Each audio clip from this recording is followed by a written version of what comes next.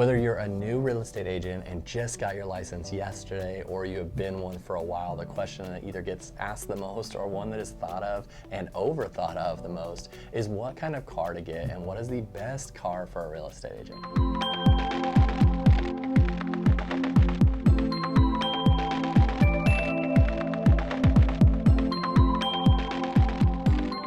Hey everyone, for those of you that don't know me yet, my name is Joe Skipper and I'm the owner of Skipper Realty Group, brokered by eXp Realty here in Oregon. And I started this YouTube channel to not only provide buyers and sellers tips and tricks and market information so that they can go into the home buying and selling process with the most knowledge, but I also help agents with tips and tricks and advice on how to succeed in an industry that is so easy to get into and so hard to stay in. So before we get started, if you wouldn't mind liking and subscribing to this page, that would be a huge help to me. I want this channel to help you as an agent to dominate in this industry, and I want to provide you with a place that you can come in order to find advice on stuff like we are going to talk about today. So what's the best car when you're a real estate agent? So this question is one that I ask myself still and constantly struggle with. You want to look good, you want to show success, but you also don't want to overdo it depending on the clientele either. If you work homes around 250, 350,000, you probably don't want to be pulling up in a G-Wagon on a daily basis. You want your clients and future clients to feel comfortable with you as their agent. On the flip side, if you work homes that are consistently in the multi-millions of dollars, do you want to be showing up in your 1994 Honda Accord? Probably not. You want those clients to relate to you and see you're successful enough to have a car that is more than their water bill. But to throw a wrench even further into this convo, I know multi-million dollar agents that drive a normal SUV daily, and ones that are super successful with low-income homes that drive fancy cars. So we can end this video now and just say, pick what you want. But seriously, before we get into the details, you should be comfortable in the car or SUV that you drive daily. You do want to be approachable as well as show success. What those two terms mean to you is different for everyone. But let's dive into some topics on this and see if we can narrow things down a bit for you. And at the end of this video, I'm going to give you my 5 top vehicles for real estate agents that I think are practical, cool, and it's going to give you a lot of options. The first question I get is to get a car payment or to pay cash on a car. Now this can be tough because cars now are super spendy no matter what you drive. I personally would say that if you can afford to purchase a car outright with cash, then go ahead and do it. Our industry can flex quite a bit as the market changes for good and for bad. Your business income will reflect that sometimes, so by having your car paid off, it just makes things easier on you as you build your business. Having said that, it's easy to say and harder to do to bring all that cash to a car purchase. If you go the monthly payment route, make sure the payment is manageable at all times in your business. What I mean by that is to make sure that you can afford the payment even on the downturn of the economy. When things are hot and you can sell 6 homes a month, it can be easy to think of forking out $1,200 a month on a brand new Mercedes. But make sure you can afford it when the times may slow down a bit. The stress of a car payment does not need to be added to your list of stresses when running a real estate business. So to recap, go cash if you can. If you can't, make sure that the monthly payment is manageable in the worst of times and you should be okay. Now on to whether you should buy it or lease it. Now there are a million opinions out there, and no matter what I say, some expert is going to say I'm wrong, but here we go. If you want a new car every few years and you can stay within the miles that are required for you in a lease, then leasing could be a good option. Generally, leases are cheaper monthly payments, and like I said, you get a new ride every few years, which in the real estate world could work out really well for you. But with real estate, we drive, and depending on what your area is, you could be driving a lot. Leases generally have caps on how much they let you drive mileage-wise, so you need to be aware of how much driving that you do before you go signing that lease. At the end of the lease, there's normally an option to buy that car that you've been driving. Sometimes if the car depreciates more than the car dealership was guessing that it would, you can walk away and win that deal because they have to take the car and they lost value. If the car doesn't depreciate as much as they predicted, you can buy it at below market value. So it can be a winning scenario for you as the agent. So does having a new car mean a lot to you? Does the mileage not bother you in the area that you work in? It doesn't matter. A lease could be a good option and maybe a cheaper payment if that's the case. Buying though to some of us is nice to have the opportunity to own the car and by putting payments towards owning versus constantly leasing forever. You will generally have to have at least some cash for a down payment, and you generally would be at a higher monthly payment than a lease. But it's your car at the end of it, and you don't have to worry about mileage and other rules of the dealership will make you follow under a lease. I don't think there's a wrong way necessarily to go here. A lease gets you a new car every few years, which is cool. You get a monthly payment that may be better, and having a newer model car I think looks good in the real estate world. But having a paid off car in the end can save you in the long run if you pay that car off quickly. And having a car you own allows you to use it as needed and not be worried about going over the miles every single year. Sometimes by just doing the math on the car that you like will determine what you want to do. I would say look at the car you want and then look at both the lease and buying options and see which one fits better in your budget. Now, should you buy used or new? I can quickly talk about my scenario that may help. I have a Mercedes that's a few years old. This was ironically a leased vehicle that was given back to Mercedes after the lease was done. The car was in amazing shape, and because it was a lease, it was taken care of by Mercedes during that time. So I got this car a few years old for significantly less than what new ones were selling and leasing for at the time. Luxury cars lose value big time once they're taken off the lot. You need to factor that in when you want to buy, especially luxury. They're notorious for dropping thousands in price once you drive off. So I would personally say if you are in the luxury market, then go with a vehicle that's a few years old. Luxury cars generally have a ton of amenities and are generally years ahead of the normal car market in terms of the things they offer and luxuries they provide. So most of the time, a 3-year-old Mercedes will have everything a new Honda will have and more. This way you can get a look that is successful, have the amenities of a luxury car without paying top dollar for the new one and losing that value right away. Now the risks with used is obvious. You don't know how well it was treated prior to you, and it could run into issues faster than a new one will. New cars generally have warranties that cover them for a specific time or mileage, so there's a peace of mind to buying new. Some people love the new car look and smell, and they just don't want to have anyone in it prior to them. It's really a personal preference as to new or used, but again, if you go luxury, I would definitely say a certified used vehicle will do just fine in the real estate world. Now, speaking of luxury, should we go luxury or standard for our next vehicle? Don't overthink this. I did and do, and it's not as big of a deal as you may think. I live and work in Wilsonville, Oregon.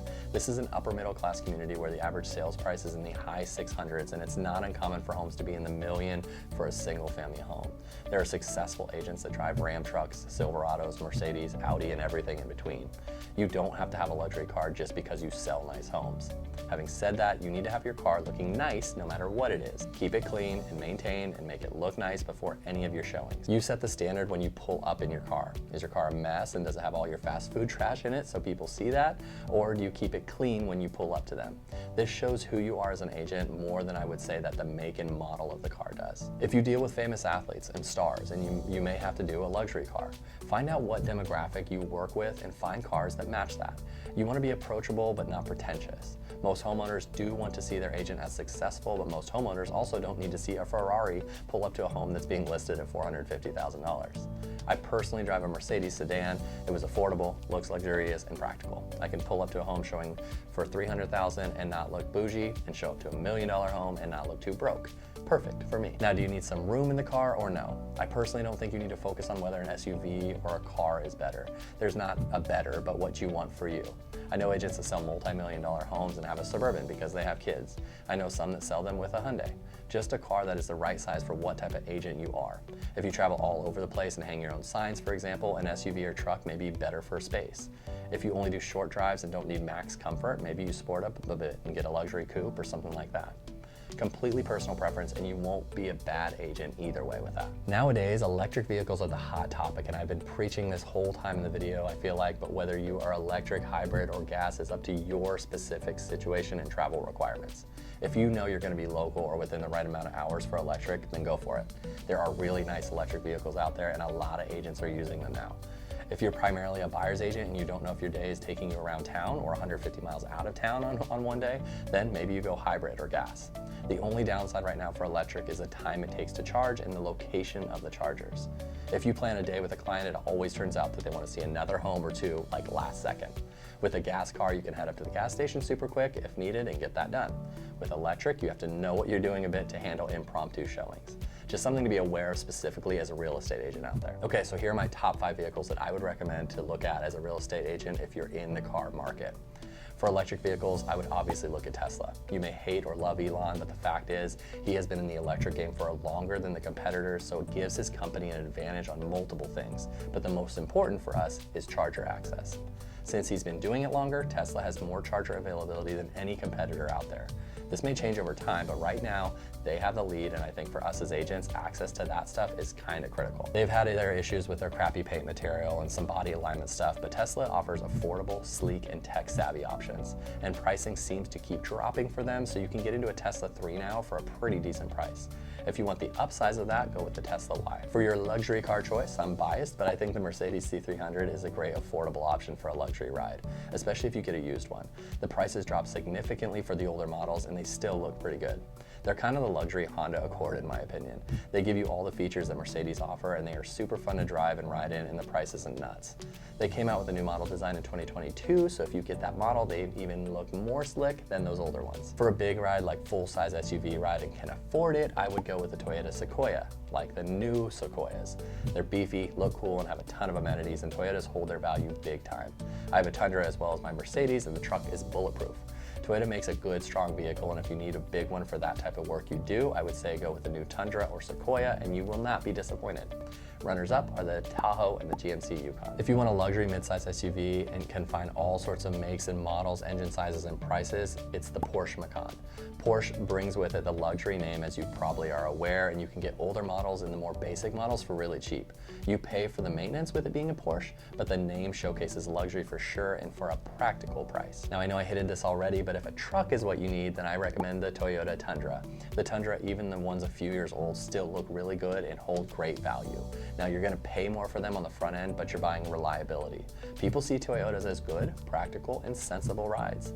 The new Tundra comes with all sorts of stuff to make your ride comfortable, and they look really good. But even the older models look really good and will last you a long time and make you look like a successful agent. Okay, how many have I done? 4?